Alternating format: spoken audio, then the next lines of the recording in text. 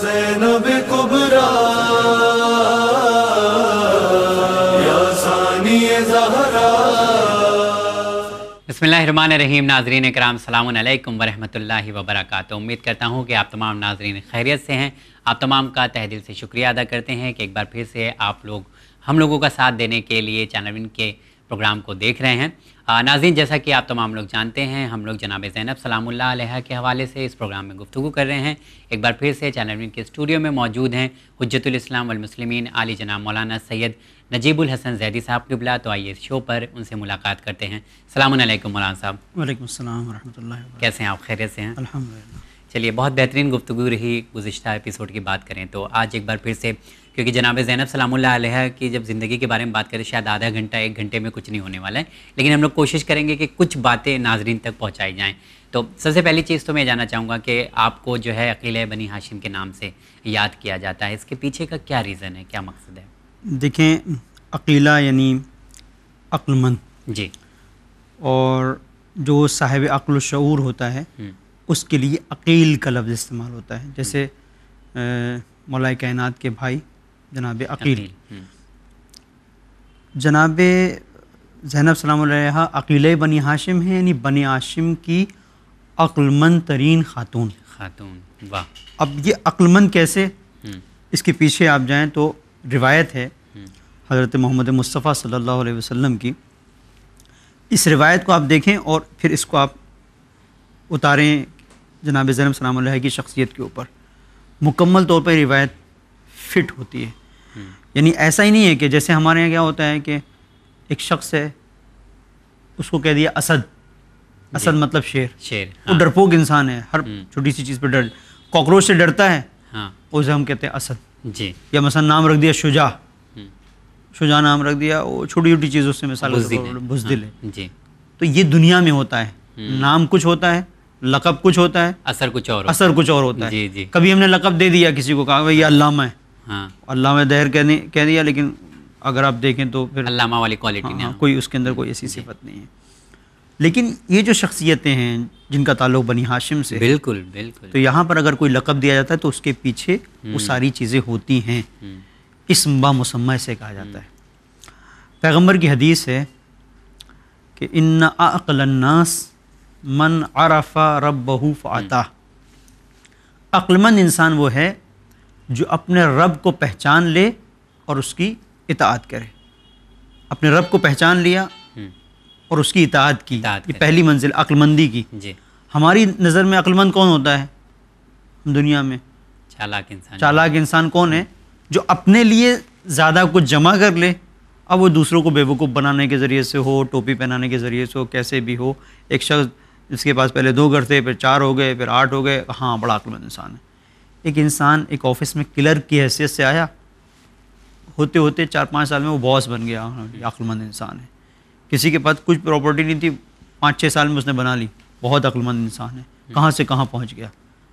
اور اگر ایک انسان بیچارہ جہاں ہے وہیں، وہ جو کلرک تھا، وہی جو میز تھی وہی میز، وہی چشمہ لگا کے وہی فائلوں میں گھسا ہوا ہے، یہ کتنا بیوقوف انسان ہے، کچھ کر ہی نہیں سکا۔ یہ ہمارا معیار ہے عقل کا۔ پیغمبر نے جو عقل کا معیار دیا وہ کیا ہے کہ من عرف ربہ فعطاہ، جو اپنے رب کو پہچانے اس کی اطاعت کرے، یہ عقل مند ہوتا ہے۔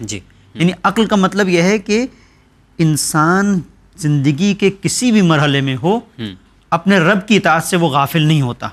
اب اس کو آپ آ کر دیکھیں جناب زینب سلام اللہ کی زندگی میں، جہاں عبداللہ ابن جعفر کے گھر پر ہیں تب بھی اللہ کی اطاعت اور بندگی میں کوئی حرف نہیں ہے۔ بالکل بالکل۔ اور اس وقت جب سخت ترین منزلوں میں ہیں، اس وقت بھی اللہ کی بندگی اور اللہ کی اطاعت میں کوئی حرف نہیں ہے۔ یہاں تک کہ حضرت امام زین العابدین علیہ السلام سے روایت ہے کہ میں نے دیکھا عاشور کی شب، میں نے دیکھا کہ یعنی عاشور کے گزر جانے کے شام غریبہ میں ظاہراً کہتے ہیں کہ میں نے دیکھا 11 محرم کو کہ بی بی بیٹھ کر نماز پڑھ رہی ہیں۔ تو اس کا مطلب یہ ہے کہ سختیاں ہوں تب بھی زینب ہے، اور مشکلات اگر نہ ہوں تب بھی زینب ہے۔ زینب علی کی وارث ہے، بالکل، چاہے آسانیاں ہوں چاہے سختیاں ہوں۔ اچھا، ایک چیز ہم لوگ اور بھی دیکھتے ہیں کہ امام حسین علیہ السلام نے بھی جب ان سے جاتے وقت کہا تھا کہ مجھے اپنی دعاؤں میں یا اختہ لا تنسینی فی صلاۃ اللیل، اس کا مطلب یہ ہے کہ یہ وہ اے بہن مجھے نماز شب میں فراموش نہ کرنا.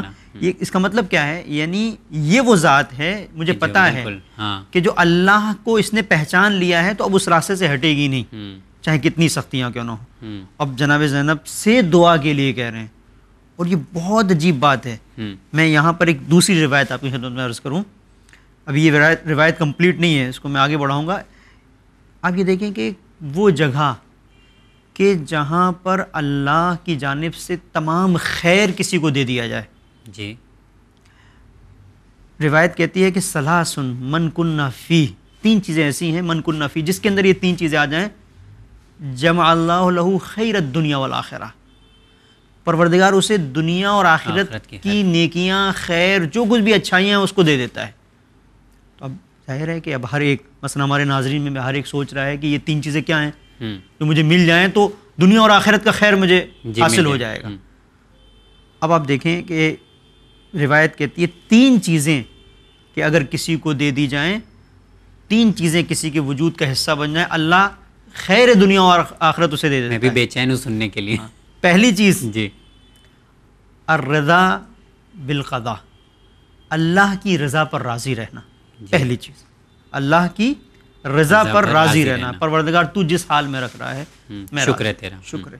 کتنے ایسے لوگ ہوتے ہیں پریشان ہو جاتے ہیں، کسی بیماری میں، کسی مشکل میں گر جائیں. ہمارے ساتھ ایسا ہونا تھا.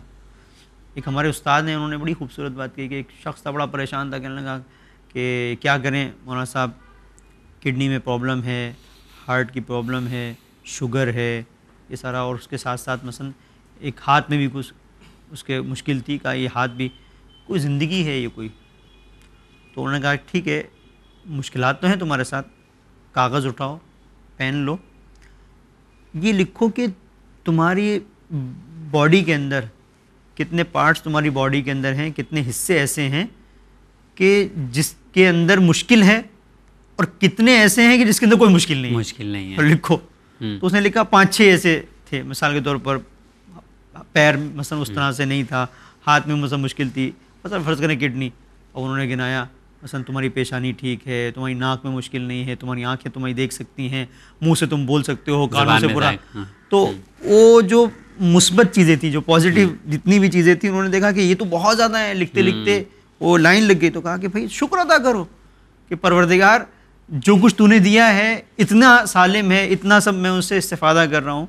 تو بہرحال یہ کہ انسان اس طرح سے ہے کہ وہ جو مشکلات ہیں ان کو دیکھتا ہے، جو پروردگار نے اس کے لیے نعمتیں ہیں ان سے غافل رہتا ہے. جی بالکل. تو اب یہ روایت ہے کہ 3 چیزیں جہاں پر اگر کسی کے اندر ہوں تو پروردگار خیر دنیا اور آخرت اس کے حوالے کر دیتا ہے. پہلی چیز الرضا بالقضاء، اللہ کی رضا پر راضی رہنا. جی. والصبر عند البلاء، مصیبتوں کے اوپر صبر کرنا. اور تیسری چیز والدعاء عند الشدۃ والرخاء، مشکلات میں، پریشانیوں میں رب کی بارگاہ میں دعا کرنا. تو اگر کسی کے اندر یہ 3 چیزیں جمع ہو گئیں تو پروردگار پھر اسے سب کچھ دے دیتا ہے کہ اللہ کی رضا پہ یہ راضی ہے اور یہ شکر ادا کر رہا ہے، پھر مصیبتوں پہ صبر بھی کر رہا ہے، اور صبر کے ساتھ ساتھ دعا بھی کر رہا ہے. مناجات. اب یہاں پر وہ جو آپ نے گفتگو کی تھی کہ جناب زینب سلام اللہ علیہ سے جو دعا کے لیے کہا، تو اس کا مطلب یہ ہے کہ امام حسین علیہ السلام شاید یہ بتانا چاہتے تھے کہ ایک تو یہ کہ یہ مستجاب الدعویٰ ہے، بیوی اس سے دعا کرو گے تو دعا ہوگی، یعنی امام وقت دعا کے لیے کہہ رہا ہے. جی. اور دوسری منزل یہ بتانا چاہتے تھے کہ یہ بیوی وہ ہے کہ دنیا اور آخرت کا خیر پروردگار نے اس کے حوالے کر دیا ہے، اس لیے کہ اللہ کی رضا پر بھی راضی ہے، مصیبتوں پہ صبر کرتے ہوئے سب دیکھ رہے ہیں. اب دعا کی منزل تھی جسے امام حسین نے یہ کہہ کے بتایا، یا اختہ لا تنسینی فی صلاۃ اللیل، اے میری بہن مجھے نماز شب میں فراموش نہ کرنا. اس سے ان کی شخصیت کا پتہ چلتا ہے کہ کتنی عظیم خاتون ہے یہ. اس سے ہم لوگ سوچ ہی نہیں سکتے، مطلب اس طرح سے ہم لوگ اگر آپ لوگ بیان نہ کریں، چیز کو انالائز نہ کریں، تو شاید ہم لوگ تک پیغام ہی نہ پہنچے کہ کیا مقصد ہے. جی بالکل. اس مرحلے پر کہ جب امام حسین علیہ السلام جا رہے ہیں اور جاتے جاتے کہہ رہے ہیں، ایسا ہی نہیں کہہ دیا کہ دعاؤں میں یاد رکھنا جیسے ہم لوگ کہتے ہیں. ہاں دعاؤں میں، اس کے پیچھے مقصد تھا کچھ. بالکل. اور اب یہاں پر میں اسی بات کی طرف پلٹوں کہ یہ پہلی منزل تھی جو عقل مند انسان کو پیغمبر نے جو بیان کیا ہے کہ اذا عرف ربہ فاطاع، اپنے رب کو پہچان لے، اس کی اطاعت کرے. تو جناب زینب سلام اللہ کی زندگی میں ابتدا سے لے کر انتہا تک. بعد کربلا 1 سال سے 2 سال کل آپ کی زندگی ہے. جی جی. زیادہ تر علماء نے کہا 1 سال. اچھا ایک دعا کا ایک عجیب مرحلہ ہے. میں یہاں پر ایک بات یاد آ گئی کہتا چلوں کہ ایسا نہیں ہے کہ امام حسین علیہ السلام نے اس وقت کہا اور بس آج اگر ہم دعا کریں گے، آج اگر ہم متوسل ہوں گے جناب زینب سلام علیہ سے تو نتیجہ نہیں ملے گا. نہیں، میں آپ کی خدمت میں عرض کروں، ایک شخصیت ہیں فیض الاسلام، نہج البلاغہ کی شرح کی انہوں نے. جی.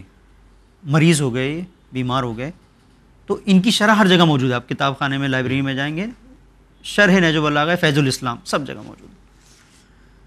تو بیمار ہو گئے تو انہوں نے توسل کیا حضرت ثانیہ زہرا سلام اللہ علیہا سے، بی اگر اس بیماری سے مجھے شفا ملی، اس بیماری سے اگر مجھے شفا ملی تو میں آپ کی شان میں ایک کتاب لکھوں گا، آپ کی زندگی کے اوپر میں ایک کتاب لکھوں گا. پھر انہوں نے کتاب لکھی کہ خاتون دوسرا اس کا نام ہے، خاتون دوسرا، دو جہاں کی خاتون.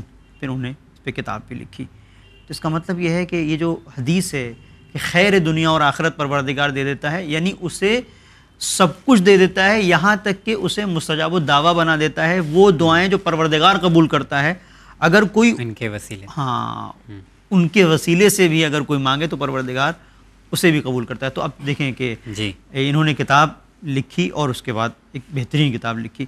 بہت ساری ایسی شخصیتیں ہیں جنہوں نے توسل کیا حضرت ثانیہ زہرا سلام اللہ علیہا سے اور انہوں نے اپنی حاجتوں کو حاصل کیا ہے.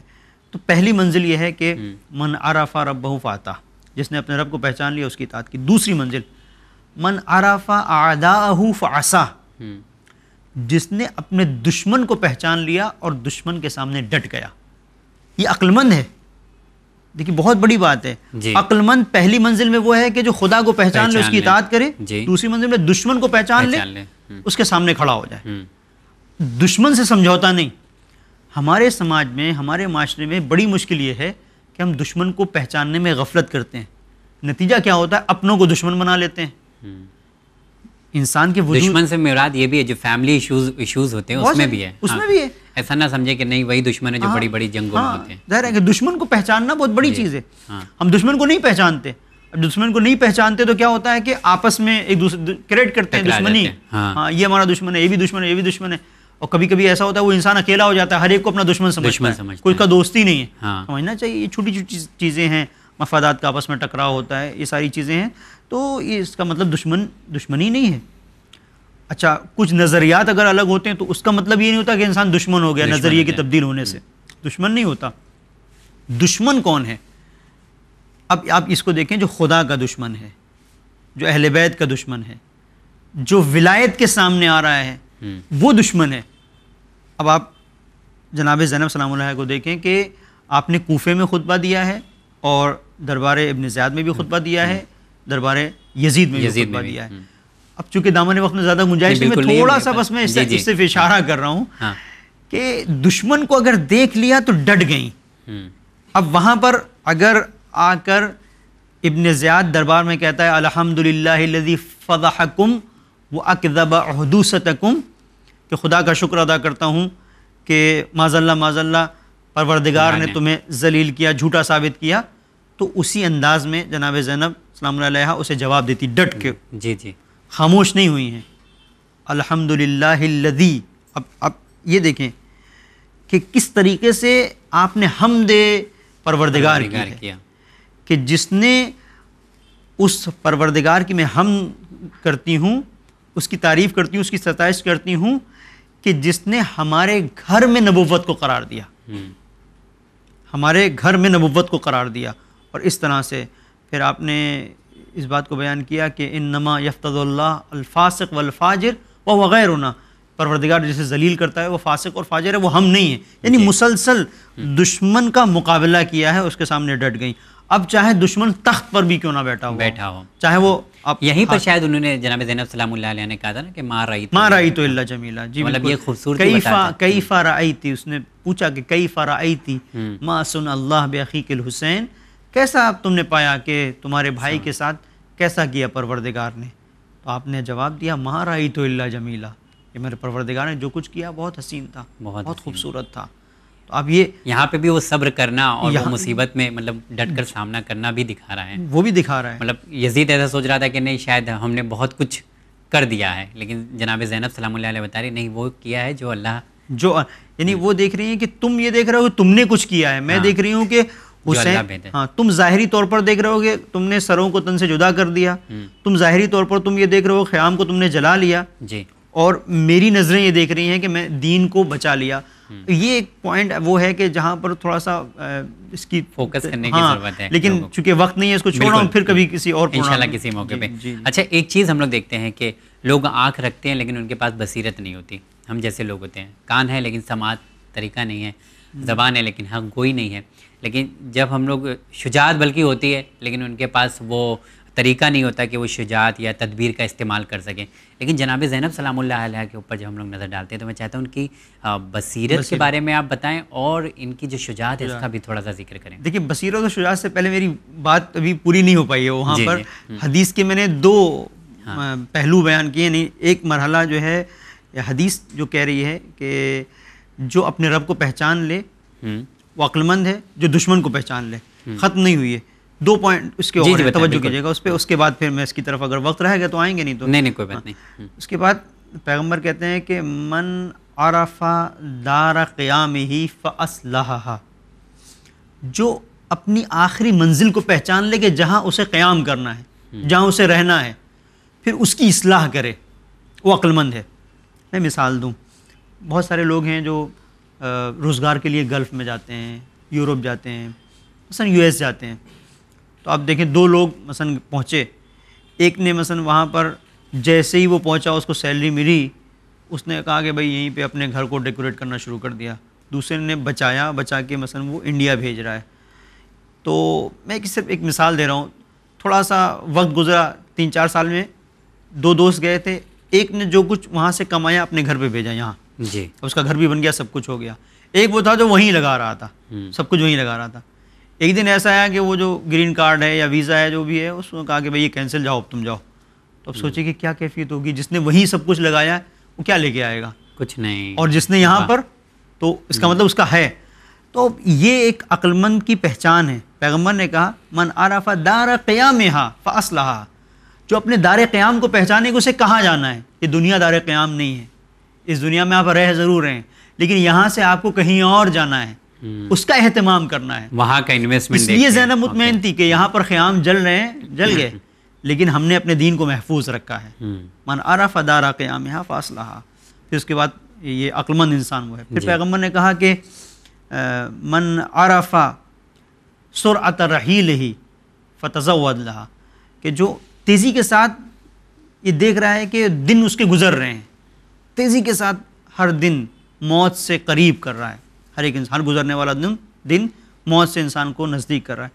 تو جو زیادہ سفر، یعنی اب جب سفر کے لیے جب جاتے ہیں تو زیادہ سفر لے کے جاتے ہیں، جو تیاریاں، تو کتنی آپ تیاری کر رہے ہیں. تو جناب زینب سلام اللہ کے کردار میں اب آئیں، اس حدیث کو دیکھیں تو چاروں چیزیں جسے پیغمبر نے بیان کیا ہے وہ مکمل طور پر نظر آتی ہیں. اور اسی لیے ہم جناب زینب کے سلسلے سے کہتے ہیں کہ عقیلہ بنی ہاشم. اور ایک اور روایت ہے، اس روایت کے اندر بھی یہ ہے کہ من کن فیہ ثلاث خصال فقد کمل عقلہ، اگر 3 چیزیں کسی کے یہاں ہیں تو اس کا مطلب یہ کہ اس کی عقل مکمل ہو گئی ہے. اب ان تینوں چیزوں کو آپ دیکھیں جناب زینب سلام اللہ کے کردار میں، تینوں چیزوں کو. سب سے پہلی چیز حسن المعرفت باللہ، اللہ کی بہترین معرفت، یہ پہلی چیز ہے. پہلی حسن البصیر علی دینہ، دین کے اندر بصیرت کا ہونا. حسن الطاعت للہ، اللہ کی اطاعت، یعنی بہترین معرفت، بہترین بصیرت، بہترین اطاعت. جہاں پر تینوں چیزیں بہترین ہوتی ہیں وہاں پہ عقل کامل ہوتی ہے. جہاں پہ عقل مکمل ہوتی ہے اسی کو عقیلہ بنی ہاشم کہا جاتا ہے. تو یہ جو ہے حدیث کی روشنی میں یہ واضح ہوتا ہے کہ جناب زینب سلام اللہ کو عقیلہ بنی ہاشم کیوں کہا جاتا ہے. میرے خیال سے جو آپ نے یہ بیان کیا ہے عقیلہ بنی ہاشم کو سمجھانے کے لیے، مطلب بہت اچھا بیان آپ نے دیا ہے. اور میرے خیال سے کہ شاید اور بھی زیادہ اس پہ بات ہو سکتی ہے لیکن وقت ہے نہیں. میں نے بیچ میں آپ سے ایک سوال کیا تھا کہ شجاعت کے حوالے سے اور بصیرت کے حوالے سے، تو میں چاہتا ہوں کہ جاتے جاتے آپ اس کا بھی جواب دے دیں. بصیرت اگر دیکھیں، بصیرت کیا ہوتی ہے کہ کسی چیز کو گہرائی سے دیکھنا. کچھ چیزیں وہ ہوتی ہیں کہ جسے انسان آنکھوں سے دیکھتا ہے، جی. کچھ چیزیں وہ ہوتی ہیں کہ جو آنکھوں سے نظر نہیں آتی، دل کی آنکھ چاہیے. اسی لیے بصیرت کے سلسلے سے علماء نے تعریف کی ہے کہ ایک عمیق نظر، ایک گہری نظر. اور حضرت ابوالفضل عباس کے لیے خاص طور پر کہا جاتا ہے کانا امون العباس نافذ البصیرہ، کہ آپ بصیرت میں نفوذ رکھنے والے تھے، گہری بصیرت رکھتے تھے. تو جو بصیرت ہوتی ہے دل کی نگاہ کا کھلا ہونا اور دل کی نگاہ سے گہرائی کے ساتھ دیکھنا. اب اس بصیرت کو آپ وہاں پر دیکھیں کہ جہاں پر ابن زیاد آپ کو ایک طرح سے یہ چاہتا ہے کہ توڑ دے، ایک اس طرح سے ایک جملے کے ذریعے سے ایک ایسی خاتون جو ستم دیدہ ہے، جس کے اوپر مصیبتیں ٹوٹی ہوئی ہیں، اس کے لیے ایک جملہ کافی ہوتا ہے اس کو یاد دلانے کے لیے، اور وہ بھی خدا کے اوپر رکھ کر کہہ رہا ہے. یہ بصیرت جناب زینب سلام اللہ علیہ ہے کہ آواز دیتی ہے ما رأیت الا جمیلا. یہاں پر دو چیزیں ہوتی ہیں، ایک بصارت اور ایک بصیرت. بصارت ظاہری آنکھوں سے دیکھنا، بصیرت دل کی آنکھوں سے دیکھنا، گہرائی کو سمجھ لینا گہرائی کو اچھے سے. وہاں پر ہی ابن زیاد کے دربار میں جناب زینب آواز دے رہی ہیں کہ یہ دیکھ لو کہ بصیرت اور بصارت میں کیا فرق ہے. جی. یہ ظاہری آنکھوں سے کٹے ہوئے سر کو دیکھ رہا ہے، جی. یہ ظاہری آنکھوں سے پامال لاشوں کو دیکھ رہا ہے، یہ ظاہری آنکھوں سے جلتے ہوئے خیام کو دیکھ رہا ہے، سمجھ رہا ہے کہ سب کچھ ختم ہو گیا.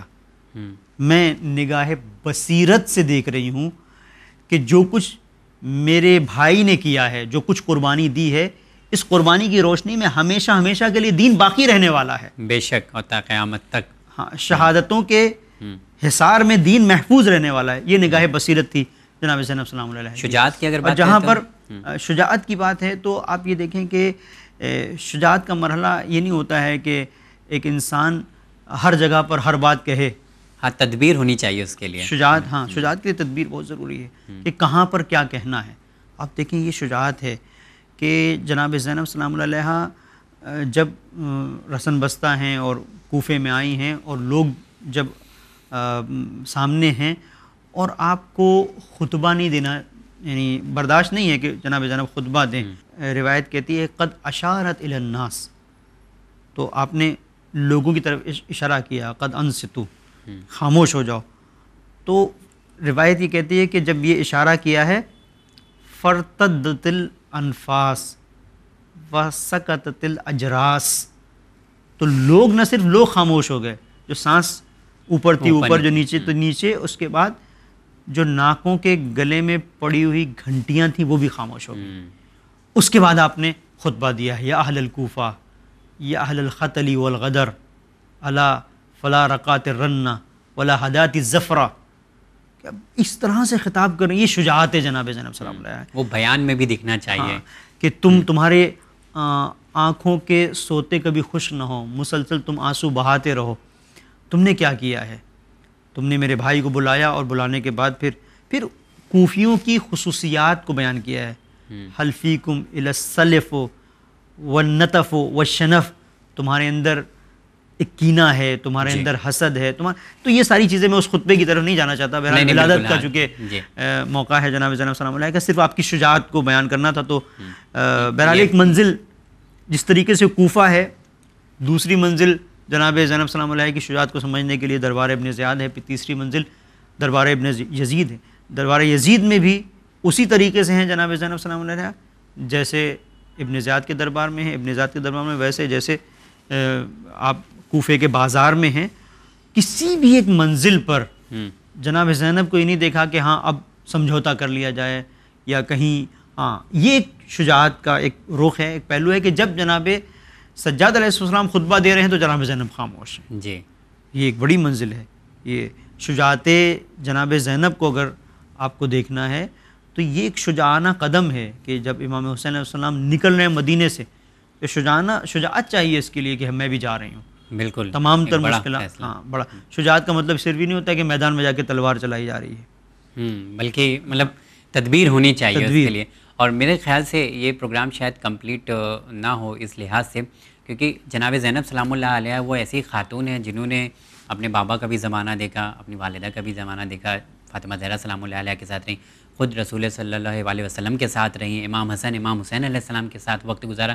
تو یہ میرے خیال سے ایک واحد ایسی خاتون ہے اس گھرانے کی جنہوں نے کئی لوگوں کے زمانے کو دیکھا اور اس کے بعد بھی ڈٹ کر میدان میں کھڑی رہیں. ان کو سلام ہے حقیقت میں، نہ جانے ہم لوگ کتنا سلام کریں، سب کم ہے ان کے لیے. آغا آپ کا بہت بہت شکریہ ادا کرتے ہیں، اور آپ اس پروگرام میں تشریف لائے. آپ نے جناب زینب سلام اللہ علیہ کے حوالے سے، ان کی زندگی کے حوالے سے کافی کچھ بیان فرمایا. امید کرتا ہوں یہ ساری چیزیں ناظرین ہم لوگوں کے علم میں اضافے کا سبب بنے گی. بہت شکریہ آغا. تو جی ہاں ناظرین، اس پروگرام کو یہاں پر ہم لوگ ختم کرتے ہیں. آغا کا بہت بہت شکریہ ادا کرتے ہیں، اور جاتے جاتے ناظرین شعر سماعت فرمائیے گا کہ اسلام بچا سید سجاد کے ذریعے، اور سید سجاد کو زینب نے بچایا. ہمیں دیجیے اجازت، ہماری ٹیم کے ساتھ دیکھتے رہیے چینل میں. بہت شکریہ.